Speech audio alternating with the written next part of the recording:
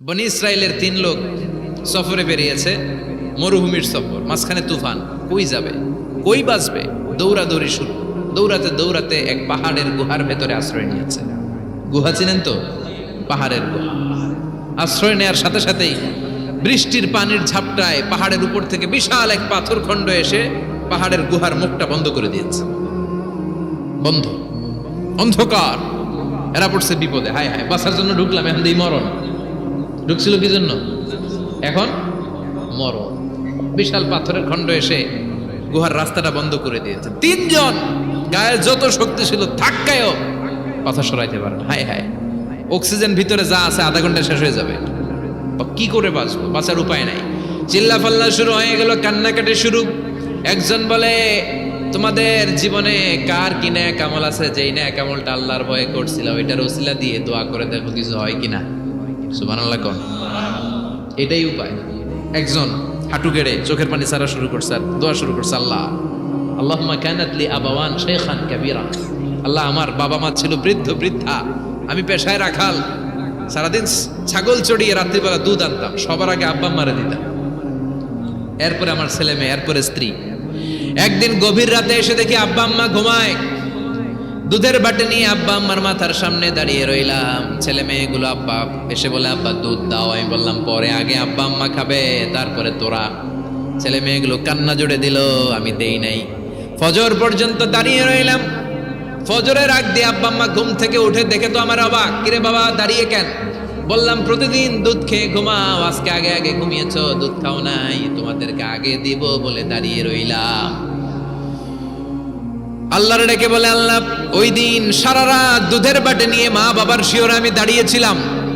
ফজরের সময় আব্বা আম্মারে দুধ খাওয়ালাম, তারপরে ছেলে মেয়েদেরকে দিয়েছিলাম, তারপরে স্ত্রীর মুখে দিয়েছিলাম। ও মাবুদ, ওই দিনের এই কাজটা আমি দুনিয়ার কাউরে খুশি করার জন্য করি নাই, শুধুমাত্র তোমার খুশি ছাড়া। ওই রাতের ইবাদত যদি তোমার দরবারে ভালো লেগে থাকে, ফাররিজ আন্না মা নাহনু ফি, আজকের বিপদের দিনে কেউ বাঁচানোর নাই, তুমি আমাদের বাঁচাও। ফানফাজারান, মুহূর্তের মধ্যে 1/3 বিশাল পাথর খণ্ডটা 1/3 ডান দিকে সরে যায়, এক পাশে সরে যায়। সামান্য আলো বাতাস ঢুকতে আরম্ভ করবে। এখন বাতাস ঢুকে, এখন বেঁচে থাকতে পারবে এই নিশ্চয়তা হয়েছে। সুবহানাল্লাহ কোন। এবার সে বলল, ভাই তোর কি আমল আছে বল। দ্বিতীয় জন হাঁটু গেড়ে আবার চোখের পানি ছেড়ে আল্লাহর ডেকে বলে, মাবুদ আমার এক চাচাতো বোন ছিল, কানাত লি ইবনাতু আম জামিলা ওয়া কুনতু উহিব্বুহা কাআশাদ্দি মা ইউহিব্বুর রিজাল আন-নিসা। আল্লাহ, সুন্দরী, অনন্যা, অপসরী, প্রিয়ংবদা, অনুসুয়া, গুণবতী, রূপবতী আমার এক চাচাতো বোন ছিল, তার প্রেমে আমি ছিলাম পাগল পাড়া, কিন্তু সে তো আমার ডাকে সাড়া দেয় না। অনেক চেষ্টা করলাম তারে পাওয়ার জন্য। চাচাতো বোন আমারে বলে, 100 স্বর্ণ মুদ্রা যেদিন দিতে পারবা ওই দিন আমারে পাবা। এবার আমি স্বর্ণ মুদ্রা কালেকশনের কাজে লেগে গেলাম। বছরের পর বছর চেষ্টা করে 100 স্বর্ণ মুদ্রা যেদিন পেলাম ওই দিন চাচাতো বোনের কাছে গেলাম, যে তার হাতে স্বর্ণ মুদ্রা দিলাম, বললাম চলো এবার আমরা অপকর্ম করি। স্বর্ণ মুদ্রা পেয়ে সেও খুশি, আমিও খুশি। সে পাইছে স্বর্ণ, আমি পাইছি তারে। গোপন একটা রুমের ভেতরে ঢুকলাম, দুজনে জামা কাপড় খুলে ফেললাম, নেকেড হয়ে পাপ কাজ শুরু করব। ইন দা মিন টাইম আমার চাচাতো বোন আমারে বলে, ও আমার চাচাতো ভাই, আমারে তুই আমার সতীত্ব তুই নষ্ট করে দিস না, ইত্তাকিল্লাহ, আমার সম্ভ্রম তুই শেষ করে দিস না, ইত্তাকিল্লাহ, আল্লাহরে ভয় কর। আল্লাহ, ওই মুহূর্তে ফিরে আসা কঠিন কঠিন, কিন্তু ইত্তাকিল্লাহ, আল্লাহরে ভয় করে, এই শব্দটা যখন শুনলাম আমার ভিতরটা কেঁপে উঠেছে। আমি মুহূর্তে তোমার ভয়ে জামা পড়ে ওই রুম থেকে চিৎকার মেরে বেরিয়ে গিয়েছে।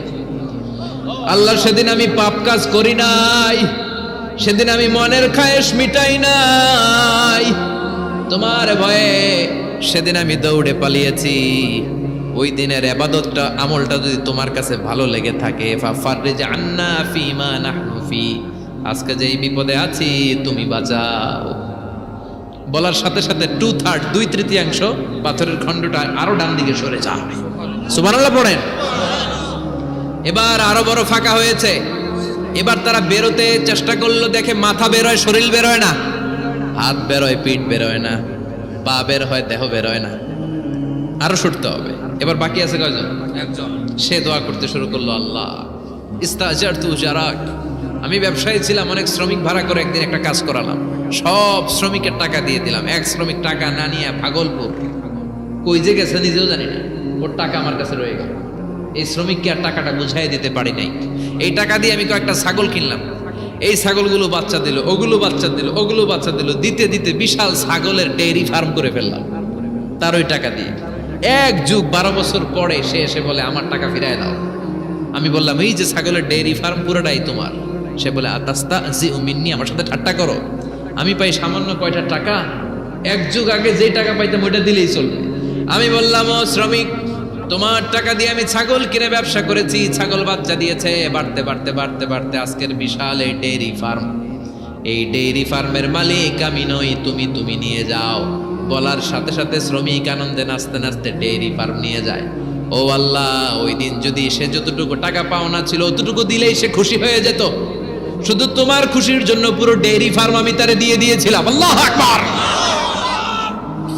আল্লাহ, আজকের এই বিপদের দিনে আমার সেদিনের আমলটা যদি তোমার কাছে ভালো লাগে তুমি বাঁচাও। বলতে দেরি, মুহূর্তের মধ্যে বিশাল প্রকাণ্ড পাথর খণ্ডটা অন্যদিকে দৌড়ে চলে যায়। পাহাড়ের গুহা ওপেন, পাথর খণ্ড নাই। আল্লাহর শুকরিয়া আর তাকবীর দিতে দিতে 3 জন বের হয়ে যায়। সুবহানাল্লাহ পড়েন। সহিহ বুখারীর বর্ণনা, সহিহ হাদিস। নিজের এমন কোন নেক আমল যদি থাকে যে আমলটা শুধু আল্লাহর জন্য করেছিলাম, ওই নেক আমলের ওসিলা দিয়ে দোয়া করলে দোয়া কবুল করবে কে? করতে রাজি আছেন তো? এরকম অনেক শুনবেন ক্যান্সারে আক্রান্ত, দুরারোগ্য ব্যাধি, বাংলাদেশের চিকিৎসা শেষ, ইন্ডিয়া গেছে, কয় বাঁচবো 3 মাস। কয় মাস? এরপরে 7 বছর বাইসেছে। কেমনে বাঁচল? কেমনে? দোয়া। দোয়ার পাওয়ার আছে না নাই? তবে দোয়াটা দোয়ার মতো হতে হবে। সিনসিয়ার দোয়া ইজ লাইক এ মিসাইল। একনিষ্ঠ দোয়া এটা মিসাইলের মতো। মিসাইল হামলা করলে ইঞ্চি ইঞ্চি যেখানে মিসাইল বোমাটা পড়ার কথা ঠিক ওখানে পড়বে। ড্রোন হামলা করলে ঠিক ওখানে, ব্যালিস্টিক ক্ষেপণাস্ত্র নিক্ষেপ করলে লক্ষ্য বস্তু যেমনি ভিত করে, তেমনি দোয়ার মতো দোয়া করলে মুহূর্তেই দোয়া কবুল হয়ে যায়। আমরা দোয়ার মতো দোয়া করতে জানি না, কেমন করে দোয়া করতে হয় আমাদের জানা নাই, এজন্য দোয়াও কবুল হয় না। চিল্লা এখন ঠিক কিনা? কিন্তু আল্লাহ ওয়াদা দিয়েছেন উজিবু দাওয়াতাদ দাঈ ইযা, আমার বান্দা দোয়া করলে আমি দোয়া কবুল করি, আমার বান্দা চাওয়া মাত্রই আমি কবুল করে নেই। সুবহানাল্লাহ পড়েন। যত দোয়া আপনি করেছেন সব কবুল, সব, অল অফ ইউর দোয়াজ আর অ্যাকসেপ্টেড, সব কবুল হয়েছে আল্লাহর কসম। অনেকে বলবে হুজুর এটা আবার কি কইলেন, এতক্ষণ তো ভালোই কইতেছিলেন, সব দোয়া আবার কবুল হয় কেমনে? আমি তো জীবনে কত কিছু চাইলাম, কত কিছুই তো পাই নাই। আছে না এরকম? অনেকে অনেক পেরেশান, আফসোস করে হুজুর চাইলাম আল্লাহ দিল না। 4টা মাইয়া, এবার কাবা ধইরা চাই আইছি বলার কথা, এটাও হয়েছে মাইয়া। আছে না নাই? 5টা ছেলে হয়েছে, মেয়ের জন্য বুকটা হাহাকার। হজে যে আরাফাতের ময়দানে চেয়ে আসলাম, এইবারও হয়েছে আর একটা বলা। আছে না নাই? কত কিছু চাইলাম, পাইলাম না, দিল না আল্লাহ। বলে না আপনার সব দোয়া কবুল, তবে কবুল হওয়ার 3টা সিস্টেম আছে। কয়টা? 3টা। চান্দুল্লাহর ভাইয়েরা মনে থাকবে? কয়টা? 3টা। আপনি যত দোয়া করছেন সব কবুল, কারণ আল্লাহর কাছে কিছু চাইলে আল্লাহ ফিরায় দিতে জানে না।